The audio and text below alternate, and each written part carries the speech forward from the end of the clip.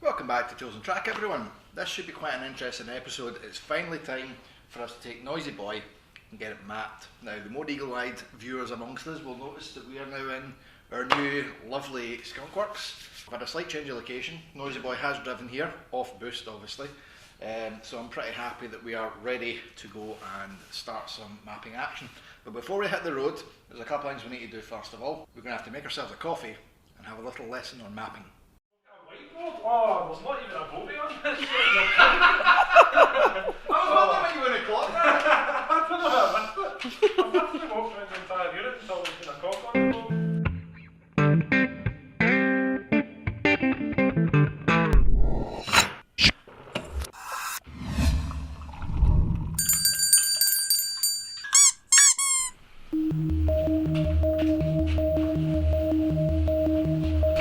So today, David, we're going to explain what mapping is, because we're educated and authorities on this matter. We're not really. So that probably makes us the best people to discuss that. So in every fuel-injected car, there's an ECU that tells the engine what to do with the injectors and put fuel in and blah blah blah blah blah. In your ECU, there will be what's called a map. Many maps specifically. But the one that we're going to focus on today specifically is the fuel map, because that is what needs to change when you start chucking in silly amounts of extra air, i.e. compensate the fuel. So the first thing we're going to talk about is this. It's a Greek sign and it means lambda. Effectively, what lambda is, it's the result of the air and fuel burning in the cylinders and what's recorded at the exhaust layer to allow you to know if the engine's running lean or rich or whatever. On this axis, you've got load, and that surprisingly enough goes from 0 to 100%. On this is RPM, and we all know what RPM is, because if you're watching this channel and you don't, you've probably clicked the wrong link. Most maps will start about 500, and because we have a Rover V8, we need to go to 2000, because that's as fast as it goes. Not really, but I was going to make a joke about the rev limit, but I thought I'd just No, I'll go there, I'll take that one. Our peak is probably going to be around 6000 RPM. We may have people... Shut up! So this area is normally referred to as your idle. You turn your engine on, you do absolutely nothing. This is what the air-fuel ratio needs to be for the car to run. However, up towards this scale, if you keep your load at 0, you're close to the lift-off point. So there's always very little fuel needed here. As you've got load, when we say load, it basically means how far you're planting your throttle. So at 100% here, you're going to need a lot of fuel because you're wide open and you've basically just planted it from standstill, and that's where the car is launching from. So all along this area, you have varying degrees of how much fuel is required depending where the RPM is and what you've just done with your right foot. Now, for us at the moment, we've got a fairly generic, naturally aspirated map. There's two reasons why we're going to have to go to Dyno to get this sorted. First of all, I've just doubled the size of the injectors, so all of this is completely wrong already. And second of all, we're strapped on a great big angry snail to the front of the car, which means some of this is going to have to change. We'll get into why. Basically 100% load at the top end of the table. The key thing here is that we don't melt pistons and we don't detonate. To do that, we put in more fuel, because the more fuel there is, the less chance there is of detonation. And it also cools things down, which is, cold is good, and that's it, I'm out of knowledge, so sorry Stan if I made that. For the moment, what we need to do is limp our car, because realistically, only this stuff is right. The reason I know this is right is because I've used the Mega Squat software and limped it along offload to allow the car to drive very basically using the new injectors. What we need is for all of this area.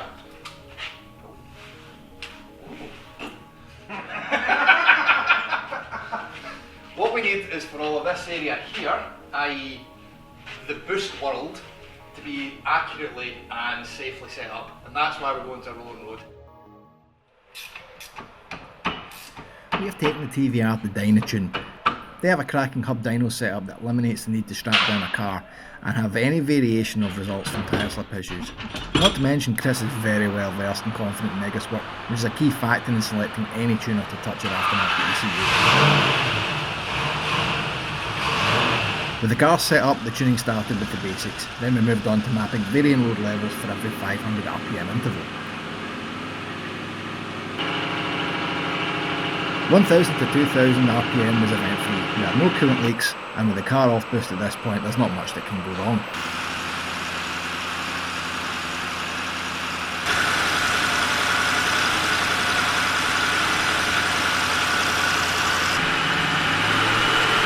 2000 RPM saw the V8 start to spool up the mighty GT35, and our first hint of turbo noise coming out. Lovely.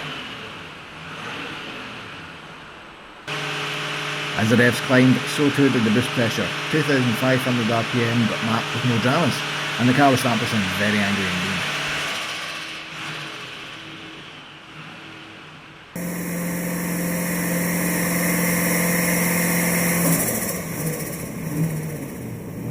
Then we found some issues. Once 3K came along, the turbo was on song and the stresses in the engine quickly became magnified. Pay attention to the left hand bank right about... Action replay? Yeah, that's fire. There was a small leak from the oil rocker cover and was quickly resolved. But did you hear the noise? Listen again. That's not a blow off valve, that was the sound of the intercooler boost line blowing off. After a quick cool down to resolve the issue, we started mapping again.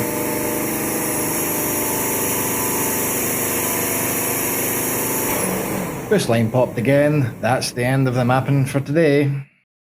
Okay, so as we've just discussed, there's some boost issues, namely we can't keep it in the bloody engine. So we've just lumped Noisy Boy back, we're going to let him cool down, and then we'll go hunting for some boost leaks in the morning. So just to clarify where we're at the moment, we have mapped the car to 4000 RPM. That means that everything from here down is actually okay and we can wind that up and boost. To be clear, these are not the values. This is here from the last time we were here. Yeah. So that's good because what it means is after I've sorted all the boost leaks, we can take it a drive and see if these boost pipes are going to hold and make sure they're not going to pop off. However, we've also managed to very conservatively map all of this area in here as well. So if I do find myself having to go above it, we shouldn't die. And last of all, Chris has managed to put in a little bit here with what's called a Kim Kardashian map. I.e. we've guessed it and we've made it really rich and really retarded. So now we know what we can work with, it's time to get Noisy stripped down, get all the issues sorted and then get ready for round 2. So, off we go.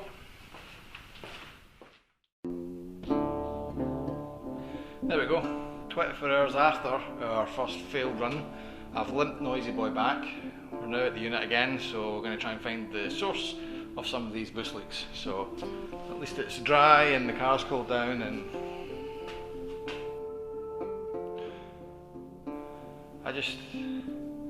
can we not just go like 24 hours without something going wrong in this thing? Probably wise to have coffee first. Can't start any job without some caffeine. Aye. And a good some thinking juice. So rather than go all rage and rip everything out, I put the car out and ran it up. Well, we're now currently running it up to see if I can easily identify where this leak might be. And so far I have not. It's also quiet. I know. It actually is though, that's the thing. Compared to the non-turboed cacophony of hell that it was before, it's quite sedate. I mean, on idle. Anyway, to be continued. Any viewers at home that want to tell me if I should be concerned or if there's potentially, you know, a smoking gun from a coolant leak, because that thing's been whistling the whole time. Still going, man. I thought that was going to be a Richard Hammond moment there of, and if you don't like it, you can f*** off. I think we've got a pinhole in the radiator. That's the only place I can see water emanating from. The problem is if I take the radiator out, I can't pressurise it easily to make water come out again. But the key here is when we run the engine up and turn it off, like I said, the smoking gun, there's still pressure in the system, so whatever is leaking isn't a lot. So I don't know how we've managed to get so much coolant overnight and since then not get any. If it is a pinhole in the radiator, it's going to survive a mapping session, so I'm just not going to change this. we don't have the time more than anything else to get another alley rads shipped up to us and fitted. So I'm just going to abandon this. I'm not going to put rad weld or anything in it. I'm just going to run it because there is. I mean, I've just mopped it up, brought the car in. There's nothing coming out again. So we're just going to suck it and see. So an update on the hunt for boost leaks. We've had this in and out and in and out and in and out all day. And every time I go out, it's like, yep, charging fine, and then it just goes. So our first initial leak that we were having problems with, that originally happened from down here. This guy kept blowing off. Now the problem was the boost, the hard line that goes into the intercooler here, wasn't biting. I just had no depth on it at all, so I slackened off all this assembly and just moved that pipe completely over and reclamped it. That's not giving us any problems anymore, so that's good. Subsequently, this pipe here, which I don't know if you can see easy enough, but where it comes from the intercooler up to this line here, this guy kept sort of popping off down under the belly of the beast. Good news with that is that's also been fixed.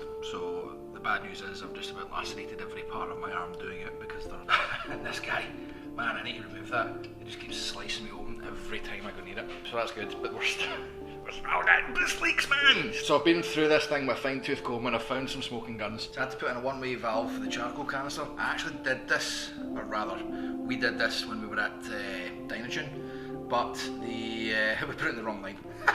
So I've put another one in. That's obviously the brake master cylinder, which has a one-way valve in it there.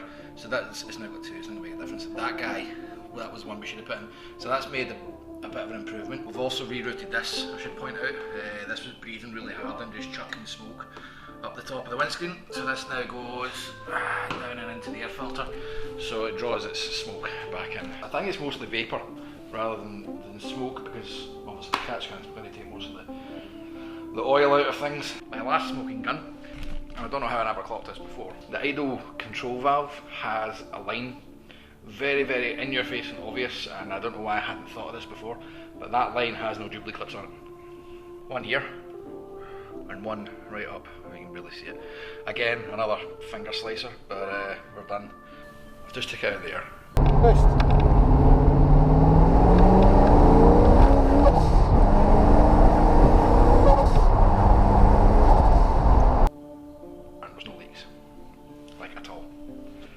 Ready. However, this has been a nice meaty long episode. You guys have seen it on the first session. You've heard it make choo-choo noises. It all works. So I'm going to cut this off here. Click subscribe, obviously, because this coming weekend we're going to go back. We're going to try round 2, and we're going to, you know, succeed in round 2. So follow us to see the outcome of that. I've got another couple of episodes brewing with this guy as well. We've got some mods to do in various other areas. I'll do them as standalone episodes. But listen, guys, thanks for watching. Thanks for following this whole story up till now, and I will see you next time. Catch you soon.